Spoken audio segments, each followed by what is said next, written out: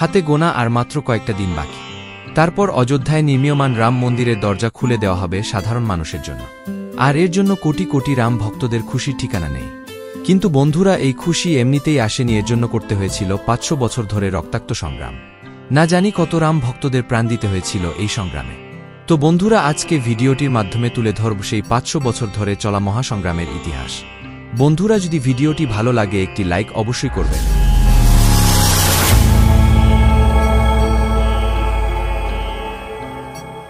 রাম মন্দির নির্মিত হয় একাদশ শতাব্দীতে, অর্থাৎ 1000 থেকে 1100 খ্রিস্টাব্দের মধ্যে। এটা আমার বা আপনার মতে নয়, প্রত্নতত্ত্ববিদদের মতে। 1526 সালে প্রথম পানিপথের যুদ্ধে ইব্রাহিম লোদিকে পরাজিত করে মুঘল সাম্রাজ্যের প্রতিষ্ঠাতা বাবর দিল্লি দখল করে। এরপর মুসলমান শাসকদের যে চিরাচরিত প্রথা, ক্ষমতা দখল করে ইসলামের ঝান্ডা উড়ানো এবং অমুসলিমদের উপাসনাস্থল ভেঙে দিয়ে মসজিদ বানানো বা তাকে মসজিদে রূপান্তরিত করা, বাবর সেদিক নজর দেয়। এজন্য বাবরের নির্দেশে তার সেনাপতি মীর বাকি খাঁ 1527 সালে অযোধ্যা আক্রমণ করে প্রথমে কিছু হিন্দুকে হত্যা করে এবং বাকিদের বন্দী করে।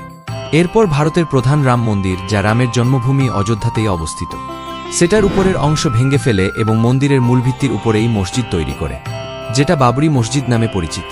এই মসজিদ তৈরি করার সময় যেসব হিন্দুদেরকে বন্দী রাখা হয়েছিল তাদের গলা কেটে প্রথমে একটি পাত্রে সেই রক্ত সংগ্রহ করা হয় এবং তারপর জলের পরিবর্তে চুন সুরকির সাথে সেই রক্ত মিশিয়ে মন্দিরের মূল ভিতের উপরই ইটের উপর ইট গেঁথে মসজিদ নির্মাণ করা হয়।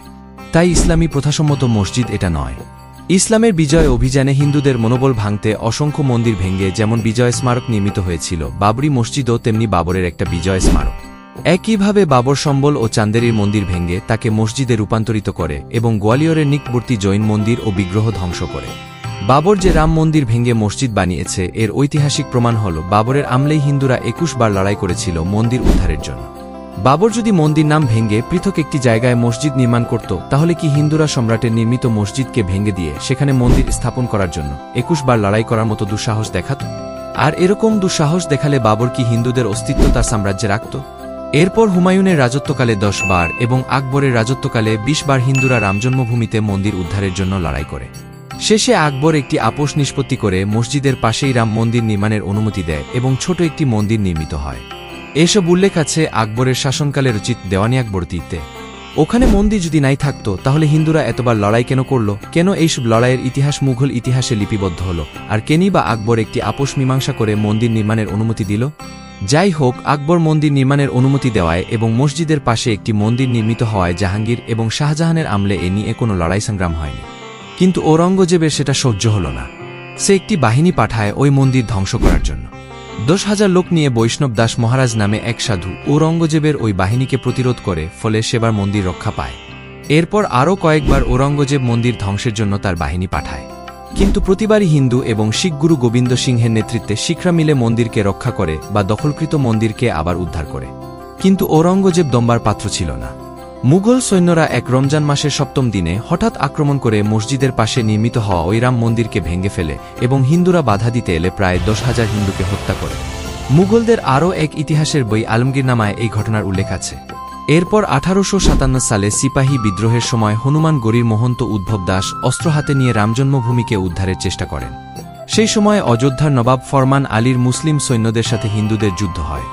শেষে নবাব একটি ফরমান জারি করে একটি প্রাচীর ঘেরা জায়গায় মন্দির নির্মাণ ও পূজা উপাসনার অনুমতি দিয়ে যুদ্ধের অবসান ঘটায় এবং হিন্দু ও মুসলিম সৈন্যরা মিলিতভাবে ইংরেজদের বিরুদ্ধে সিপাহী বিদ্রোহে অংশ নেয়। মূলত নবাব এই আপোষ করতে বাধ্য হয়েছিল সিপাহী বিদ্রোহে হিন্দু ও মুসলিম সৈন্যদের একত্রিত করার স্বার্থে। কিন্তু সিপাহী বিদ্রোহ ব্যর্থ হলে এইসব চলে যায়। ইংরেজরা ওই রাম জন্মভূমিরই একটি তেঁতুল গাছে অনেককে ফাঁসিতে ঝুলিয়ে মারে এবং নবাবের ফরমান ইংরেজরা বাতিল করে দেয়। ফলে আবারও হিন্দুরা ওই স্থানে পূজা প্রার্থনার অধিকার হারায়। শুধু তাই নয়, ইংরেজরা ওই তেঁতুল গাছটিকেও সমূলে উপড়ে ফেলে।